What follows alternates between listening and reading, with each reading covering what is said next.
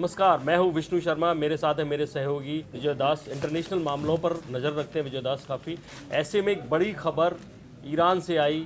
ईरानी commander Sulemani को मार गिराया अमेरिका ने उन्हीं की एयरपोर्ट पर, बगदाद एयरपोर्ट पर। ऐसे में भारत को क्यों चिंता, भारत क्यों परेशान, भारत के लोग क्यों परेशान, अर्थव्यवस्था पर ये कैसे भारत की जो पहले से गिर रही है, खतरे हैं, ऐसे में उस पर क्या नुकसान हो सकता है, ये बताएंगे विजय दास। बताइए क्या लगता है आपको सबसे बड़ा असर कहाँ होने वाला है? सबसे बड़ा असर होगा ये कि ईरान के साथ हमारा जो ताल्लुकात हैं वो ऑयल ट्रेड के ऊपर डिपेंडेंट है, और ऑयल का प्राइस एस्केलेट करेगा तो हमारा कंट्री का जो इकोनॉमी का जो हालात है वो थोड़ा गंभीर हो तो जाएगा। मेरे पास एक आंकड़ा है कि पिछले साल 84% जो क्रूड ऑयल है वहाँ से आया है भारत में। 84% क्रूड ऑयल वहाँ से आया है, और ईरान लगातार भारत को इंसिस्ट कर रहा है कि इंडिया उनसे क्रूड ऑयल खरीदे, क्योंकि अमेरिका से भी इंडिया क्रूड ऑयल खरीदने वाला है।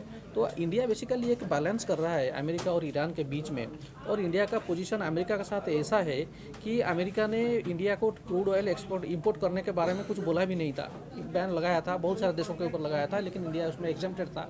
इंडिया के ऊपर अमेरिका ने कुछ कार्रवाई नहीं किया था, क्योंकि इंडिया ने अमेरिका को ये समझा दिया था कि ईरान के ऊपर हम कितने निर्भरशील है। हमारी इकोनॉमी में अगर ऑयल का प्राइस बढ़ जाता है तो ट्रांसपोर्ट में क्या कैसा ये आएगा, परिचित चिंता का विषय होगा। और उसको लेकर के जो सामान की जो मूल्य है, जो इन्फ्लेशन का जो जिसे हम बोलते हैं, उसका दाम में बढ़ोतरी आ जाएगा चीज़ों की। मैं आपको बता दूं कि भारत के पास करीब 4 करोड़ बैरल से कुछ कम तेल का स्टॉक रहता है, जो 10 दिन से ज़्यादा होता नहीं है उनके पास आपातकालीन स्थिति में।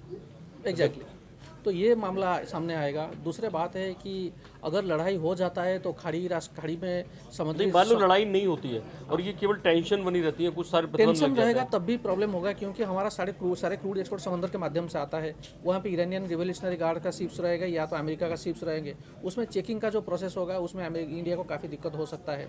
तो ये सारे बहुत सारे मामले हैं। और दूसरे तरफ हम देखेंगे कि अमेरिका में भारत के अप्रवासी भारतीय जो लोग बैठे हैं, तो वो भी इस मामले में थोड़ा प्रेशर में आएंगे, क्योंकि अमेरिका में अभी इलेक्शन होने वाला है और बहुत सारे लोग डेमोक्रेटिक्स को सपोर्ट कर रहे हैं, जबकि और कुछ लोग रिपब्लिकन्स को सपोर्ट कर रहे हैं। तो उसको लेकर के उनका रवैया जो कुछ भी होगा उसमें इंडिया का इनडायरेक्ट कुछ प्रभाव पड़ेगा। पर ईरान हमारी मदद कर रहा है कि पूरा पोर्ट एक विकसित करने में मदद कर रहा है। बिल्कुल जो चबार पोर्ट है जहाँ भी है, इंडिया ने उन्हें पे काफ़ी पैसा लगाया है, अभी वो विकसित किया जा रहा है। हो सकता है इसमें भी अड़चन आए और इंडिया ने जो पैसा लगाया है वहाँ पे उसमें रोक आए, या अमेरिका इंडिया को बोल सकता है कि आप वहाँ से जो कुछ भी कर रहे हैं कंस्ट्रक्शन एक्टिविटीज उसको कम करें, क्योंकि ईरान के ऊपर बहुत सारे बैन इन्होंने लगाया था, सैंक्शंस लगाया था। उसके बावजूद इसको लेकर के ईरान काफ़ी परेशान था, और ईरान इंडिया जैसे राष्ट्रों का समर्थन चाह रहा था। और उस मामले में कुछ हद तक ईरान के गवर्नमेंट ने अमेरिका को चेतावनी भी दे चुके थे। और ये अभी जो मामला सामने आया है ये बहुत गंभीर मुद्दा है, जिसको लेकर कि अमेरिका, ईरान ने बोला है कि इसका रिटेलिएट करेगा, उसका ऊपर वो कुछ एक्शन ले। पहला ये होगा कि हमें तेल की कमी हो सकती है, जिसके चलते तेल महंगा होगा। तेल महंगा होगा तो देश में महंगाई बढ़ सकती है, पहली बात। दूसरी बात जो हो सकती है वो ये कि अमेरिका जिस तरह से प्रतिबंध लगाएगा, और कई सारे प्रतिबंध लगाएगा, ईरान पे लगाएगा, उसका सीधा असर कहीं ना कहीं भारत पे पड़ेगा। जो और भी उसके आप बता रहे हैं कि वहाँ सिक्योरिटी ज़्यादा हो जाएगी। हम लोगों ने ऑलरेडी 2 शिप वहाँ भेजे हुए हैं, वॉरशिप, जो हमारे जो शिप्स हैं उनकी मदद कर सके। वो तो हमने जो भेजे हैं वो एंटी पायरेसी एक्टिविटीज़ को कम करने के लिए, कि जो अफ्रीकन नेशंस में या और कई नेशन से जो पायरेटेड वो भेजे तब थे ना जब अमेरिका ने अमेरिकी ड्रोन को मार गिराया था ईरान वालों ने।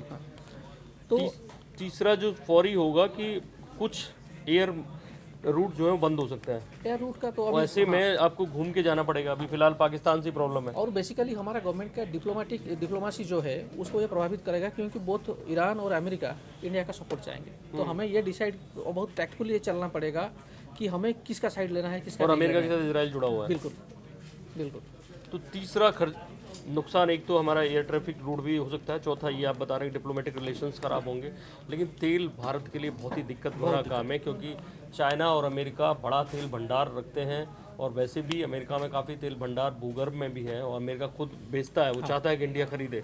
लेकिन एक गैस का बड़ा प्रोजेक्ट था ईरान से जो कि आने वाली थी, उसमें मुश्किल हो सकती है। वो तो अभी बंद पड़ा हुआ है, अभी उसमें काम चल रहा है और बहुत स्लो प्रोग्रेस हो रहा है उसमें।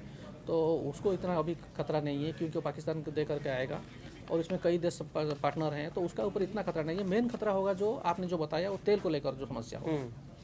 और ये सुलेमानी जो है ये कुड्स ब्रिगेड का हेड थे, और कुड्स ब्रिगेड को वहाँ पे इराक में आप मानो तो CIA का पावर बराबर है।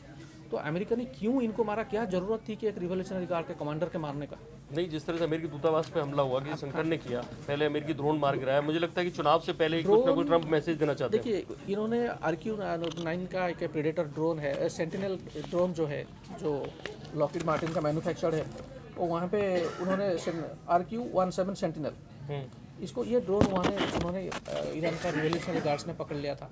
और ये बहुत सोफिस्टिकेटेड टेक्नोलॉजी से लैस ड्रोन, इसमें हेल्फायर मिसाइल लगे हुए हैं।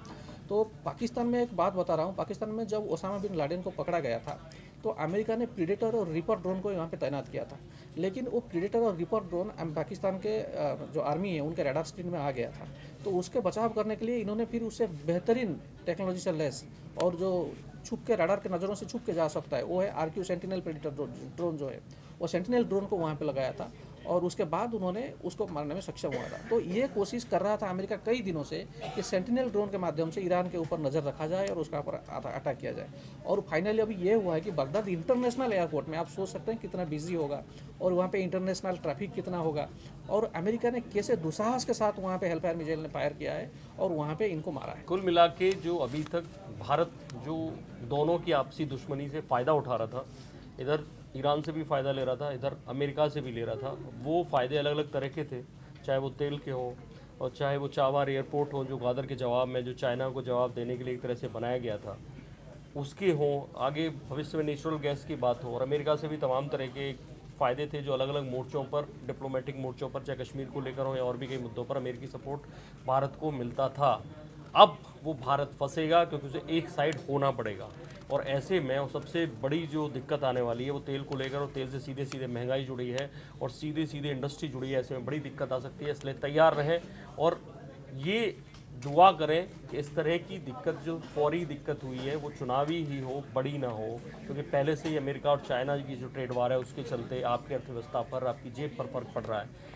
उम्मीद है कि लड़ाई बड़ी नहीं जाएगी, यहीं पे रुक जाएगी। ऐसी आप दुआ करिए। बाकी बड़ी खबरों के लिए देखते रहिए इंडिया न्यूज़। सब्सक्राइब करें इन खबर। थैंक यू, नमस्कार। इन खबर चैनल को सब्सक्राइब करें और बेल आइकन दबाना ना भूलें।